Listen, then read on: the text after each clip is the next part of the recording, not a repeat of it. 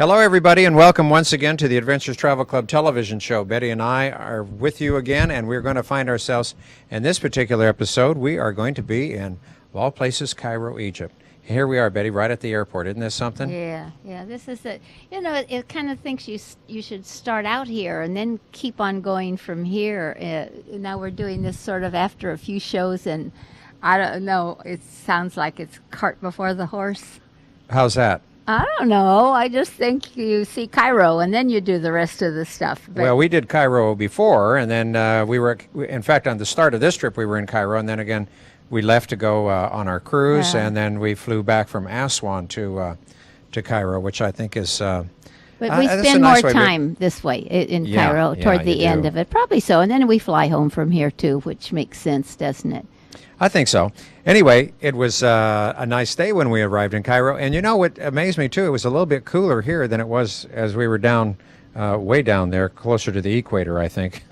Well, we had so much desert around us too, you know. I think all of the foliage, the greenery helps keep the place a little bit cooler.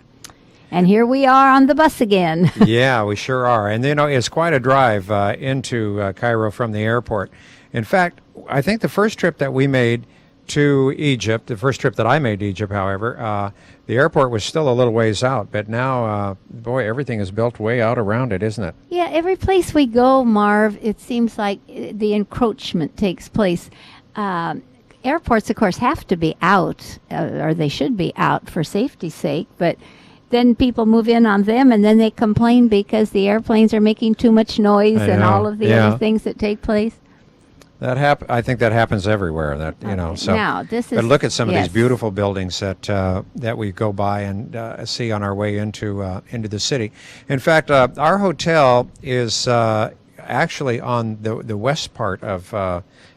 We're not really in Cairo. We're actually in Giza, is where we are going to wind up, and that's where our hotel is. And of course, that's very close to the area that we want to be because we're going to go see the pyramids and. La-di-da, the pyramids. And that's where, of course, they're located on the western bank. There was a western bank of the Nile. The Nile has changed its course so many times. And, of course, if you look at some of the old drawings of the pyramids, you're going to see that the Nile was very, very close to the pyramids. Well, today, if that were the case, it would flood out an awful lot of homes that are located right next to the pyramids. And in fact, Betty, we were told that they're going to remove a lot of homes that are by the pyramids now because civilization has just gotten too close to them. And they're going to tear down the old Egyptian museum, and they're going to move that out close to the pyramids themselves. So I imagine there's so many millions of people, you know, that have been there, that want to go there, that are going there, that it will probably be a lot better because the traffic going into Cairo, and as our driver explained to us, there are millions of people literally commuting, you know, every day. And But it's you know, the incredible. museum was in a very poor place. The parking was ridiculous to try to get in, and it was just too surrounded by things. It needed to be moved out of its present Well, location. I think same thing, just like the airport. You know, it was there years and years ago in the colonial days of Egypt, and so now, of course, things have grown up around it. But as we get closer, of course, into town, you're going to see different types of construction here. Some of these beautiful old homes that are literally on either side of the highway going in, and of course, lots and lots of apartment buildings. The contrast in the architecture, agriculture, in the architecture is just really interesting to see. beautiful You know, building. Look at yeah, that. you go back to the old architecture, and then you look at the apartments that they're building. So modern, so up to date. Look at this. I don't know if this is a new one too. Here, Yeah, that white. Yeah, just But beautiful. now look built at the in that apartments. I wonder how many of them are condominiums and how many are just apartments. I don't know. That's a good question. Yeah. We'll have to go thank back you. and find out. But I like to see these big wide streets, of course, as you can see. And of course, look at this. This was just really in the middle of the day, and there still was a lot of traffic on a lot of these roads that were leading into this main road. Look at that building. Yeah. Isn't that I beautiful? wonder how many people watching are amazed at how crowded everything is, how the traffic is, because I would imagine still in some people's mind, Egypt is still the mysterious, the sort of isolated place. I'm a kind of a romantic anyway, and I'm always wishing kind of things were the way they were instead of the improvement, I guess. But all things change, right? I know. All good things come to an end. Yeah, and there are millions and millions and millions of people that do live in this city, as attested to by some of these tall buildings here, some of those office buildings, and some of those, of course, living quarters for people. But there's an underground here. They have a big underground, and the train, and we're going to go by the train station after a little bit. But look at a lot of these buildings. A lot of buildings being built, old ones torn down. Here's another one. There's a big complex here. Look at that. That's humongous. What's the main source of income here in Egypt? Is it a manufacturing city? Everything. It can't be really agricultural. I think you've got it. Well, there's some agriculture, yeah, but it can't. I mean, look, Egypt grows some of the best cotton in the world, and so you've got. Oh yes, Egyptian cotton. Sure. But and you've got you have a lot of manufacturing that goes on in Egypt. Egypt is big companies moving in and building. I just saw Motorola, so I would guess then they do have. Sure. Okay. Here's that train station that we're going by. This is one of several train stations in Cairo. As people may or may not be aware of, that there's again more of this train station. You can see it's really quite huge. The entertainment industry for the Arabic world is mainly centered here in Cairo. They have lots and lots of motion picture studios, and also a radio and television. Most of that is done here in Cairo. It's sort of like the Hollywood of the Middle East. Building that you're looking at there, that's the Hilton Hotel. The first trip that we took to Egypt with Adventures Travel Club, I believe that's the hotel where we stayed. That's where we stayed. Behind that, I was just speaking about the radio and television thing. You see where that tower is right there? Uh-huh. All of that whole complex there is radio and television Cairo. And they do some magnificent productions. In fact, one day when I had a chance, I walked down there, and they were actually shooting some action scenes, car chase scenes right there, too. Now we are going over... Excuse me, is that the Nile? That's the Nile. That's what I was going to say. We're going over the Nile. Harnessed. And then we go into a little island here, which is separated, because the Nile River here does separate into at least two streams. And, of course, as it gets further on up into the delta, as it empties out into the Mediterranean, then it has several branches to it. But this is quite a big island. And now we see we're crossing the other tributary there, the other portion, I should say, of the Nile. And now we have entered Giza. And so that's the area that we are going to stay. You really couldn't tell the difference between Cairo and Giza. I mean, it's like Fresno and Clovis, unless you saw a sign right there. I mean, it's just all together, all one place, as it were. Well, I don't know. I thought the Giza was much older. The buildings were older. I thought there was a contrast between the two of them, and I prefer to stay over on the Cairo side rather than the Giza. I don't know why. It's just... Well, we were on the Giza side this particular time. And what you're looking at right now are a couple of shots of the Cairo University, which is quite large, and you see that a lot of students out here in the front, probably some of them waiting for buses or whatever. And some of the buses we saw were pretty crowded. And even though the transportation system is very good here in Cairo, as we say, with the train, with the underground, and with bus, and also, of course, with taxis as well, and then a lot of the private vehicles, too, which are many, many, many. And you will notice this was a fairly clear day, but we've noticed before when we've been in Cairo, and then the day after here, it does get a little bit smoggy. In fact, now it's starting to get that way if you kind of look off down the road a little bit. Cairo is kind of noted for its smog, and there's quite a bit of it there. Well, they love to use their horns, too. Yes, that's true. That's very true. And the hotel we stayed at was right on this main street, and they were using their horns all of the day and night. Now, there we go. See, now we're closer to the pyramids. Mm-hmm. Look at that. Isn't that something? Mm-hmm. Just see the tops of them over here. And this is what we said, that civilization has literally moved out to the pyramids, and they want to take a lot of these homes that are close out here and really do away with them. We stopped right here for lunch and made a quick little stop. Had delightful lunch and got back on our coach, and then we were off again because we were literally right around the corner from the pyramids.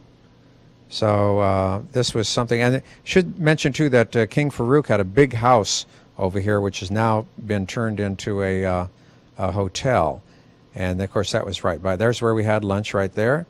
Thank you, and on to the pyramids, and away we go. Or Khufu, built already about 30 years working for this pyramid. This pyramid built from 2,300,000 block.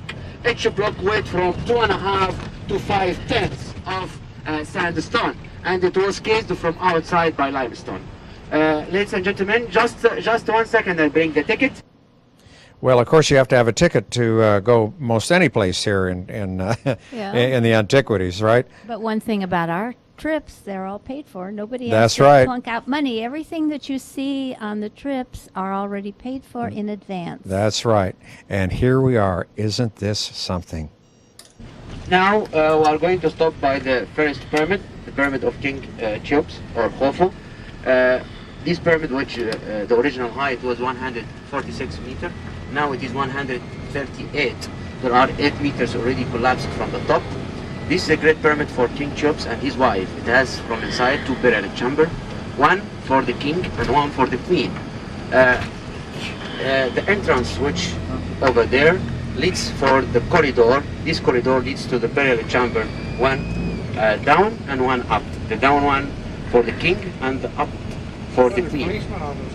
This pyramid built from 2,300,000 block. Each block 2.5 to 5 tons of sandstone.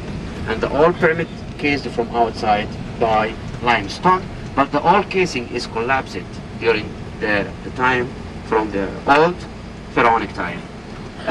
It is the opening on the top area, this little opening there. This was a trying by the king, by Khalifa. His name is Khalifa Ma'mun. He's a Muslim leader. He was trying to open the corridor, but he didn't find any corridor. That's why he left like that. But the opening of the corridor already opened during the British time, which leads for the burial chamber of the king. All the pyramid is blocked from inside, except only the corridor which leads for the burial chamber.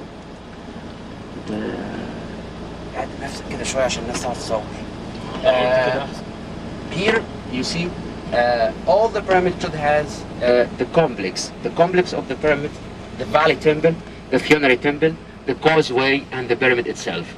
The valley temple, it should be in the south east side of the pyramid, this direction.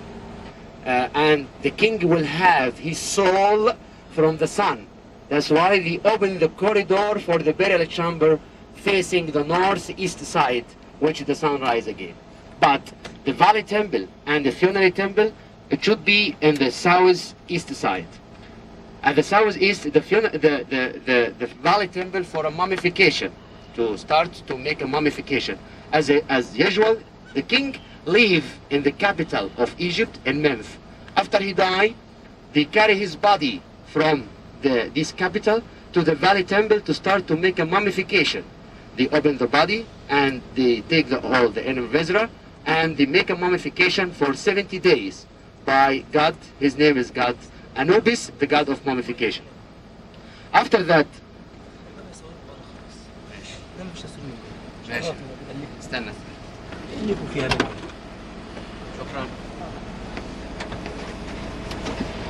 after they make the mummification for 70 days, they carry the body of the king from the valley temple to the funerary temple to pray for the body.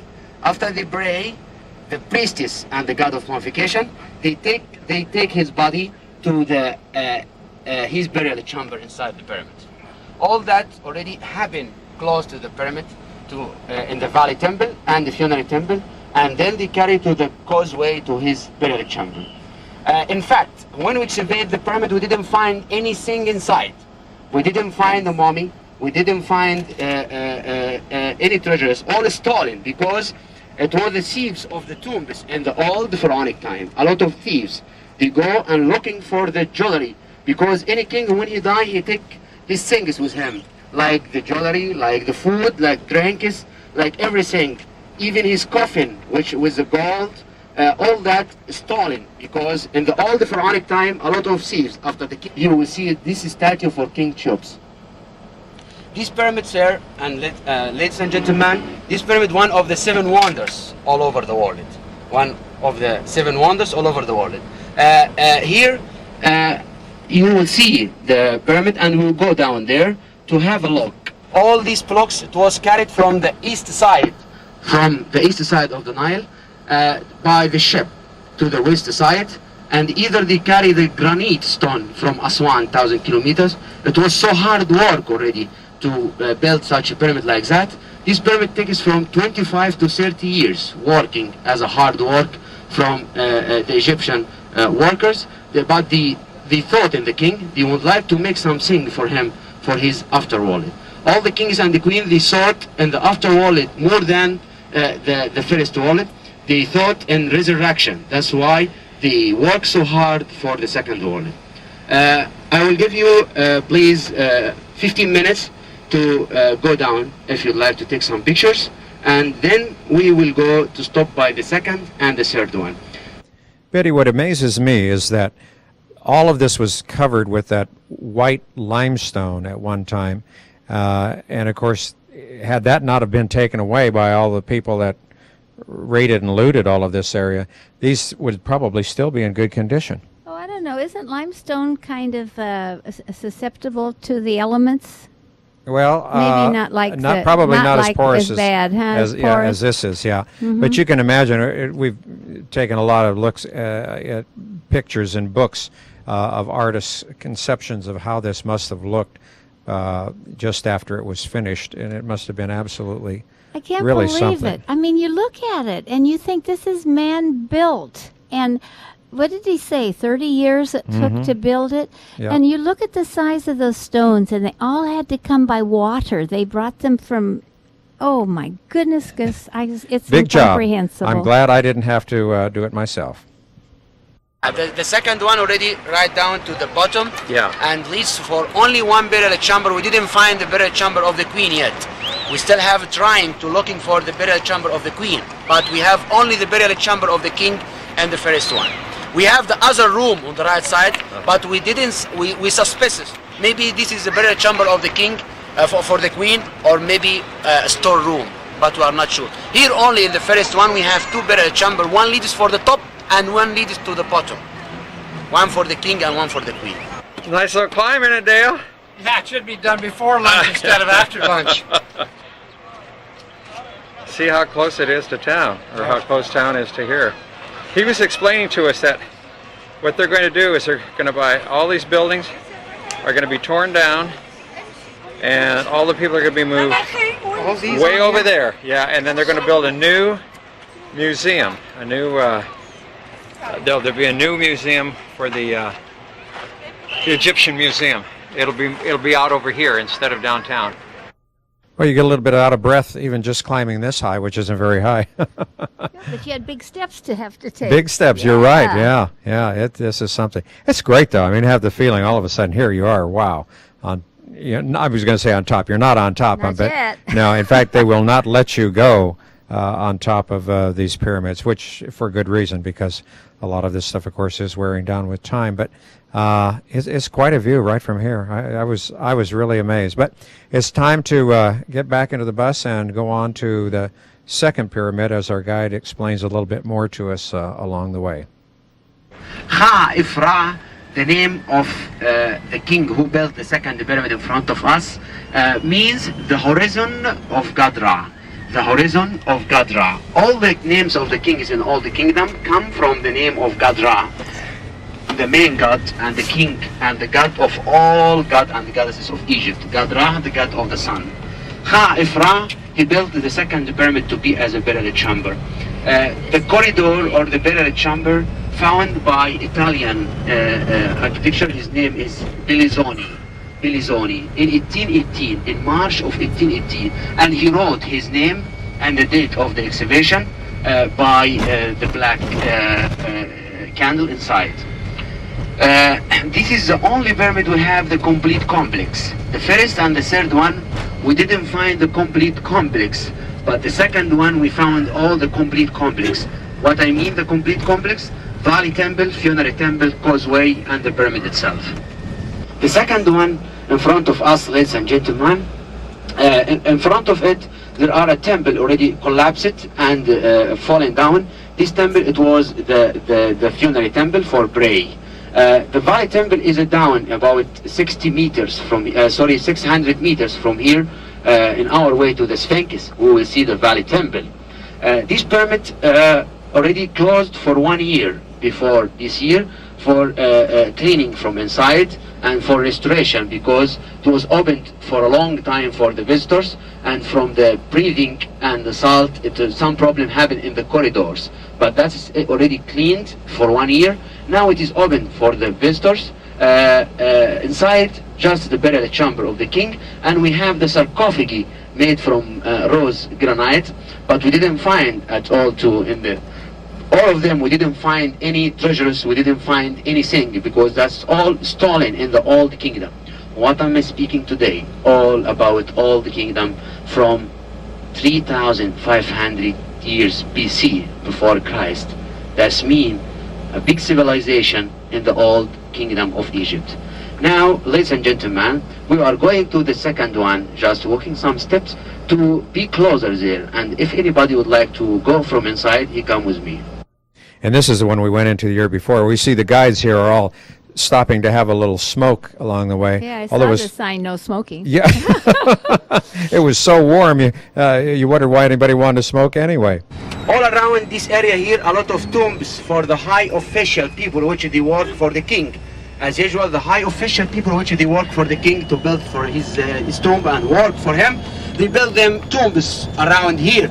That is something from the king to appreciate these workers which they work for the king for him.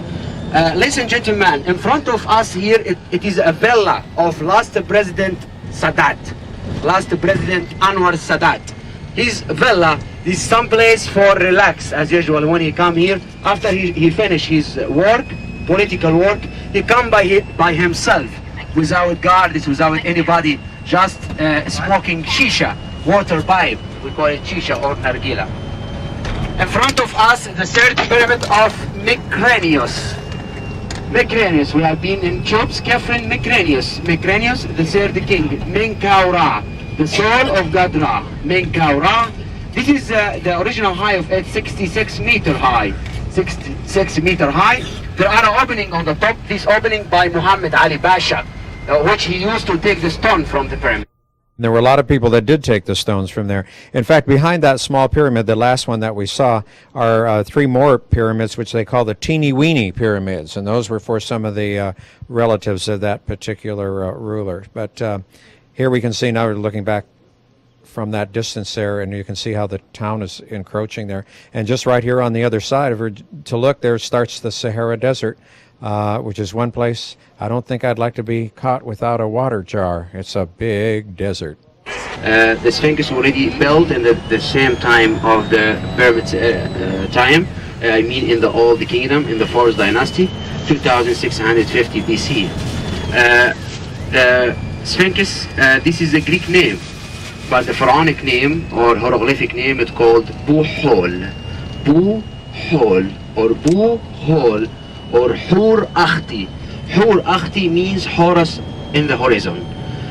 The Sphinx is like many names of the places here changed in the Greek Roman time. Like they changed the name of the capital Menf to Memphis. Menf to Memphis. That's the name of the Sphinx changed from Hur Akhti to Sphinx. Sphinx, like I told, we have a lot of Sphinx brought from all over Egypt in the Egyptian Museum. But the biggest Sphinx which you are going to see now, the body of a lion and the face of King Kefren, work as a guardian or a security for the cemetery, the pyramids of Egypt. This plateau which you are here, or this is the highest plateau or the highest area of Giza. That's why our Egyptian pharaohs, they choose this area to be as the pyramids area. These pyramids survive about 5,000 years from now. A lot of collapsing happened in the second one, but they restored a lot, and they still have more restoration because this collapsing is not good for the future time. As we come up upon the pyramid that we see there in the distance, on the right-hand side, you can see there's a little building there, and that is the building where they have the funerary boat that they found, and they actually had to piece that back together. And so they built a building there which housed the boat, and it's quite a big building and actually quite a big boat. And our guide's going to tell us just a little bit about that as we approach this area by the pyramid. Funerary boat which is made or built from wood, from cedar wood from Lebanon. This funerary boat which they carry the body of the king from the east side to the west side by the funerary boat. This funerary boat, you will see it by the first pyramid in our way, inside a museum, inside a big museum. There are the funerary boat for carrying the body of the king. Inside this one, there are the funerary boat. They still work for restoration. We found it in the same place which we have now. We found this boat by the pyramid in the same place. In the same place. Three small pyramids. This is the great one, has three small pyramids over there. This is for the princesses, for the sisters of the king. We should have the complex, over there. We should have the complete complex on this way, but we didn't find. Just only the second pyramid we found the complete complex. When he speaks about the complete complex, he means the mortuary temple, the causeway, and the area right by the Nile where they unloaded the body of the king. But look at the Sphinx.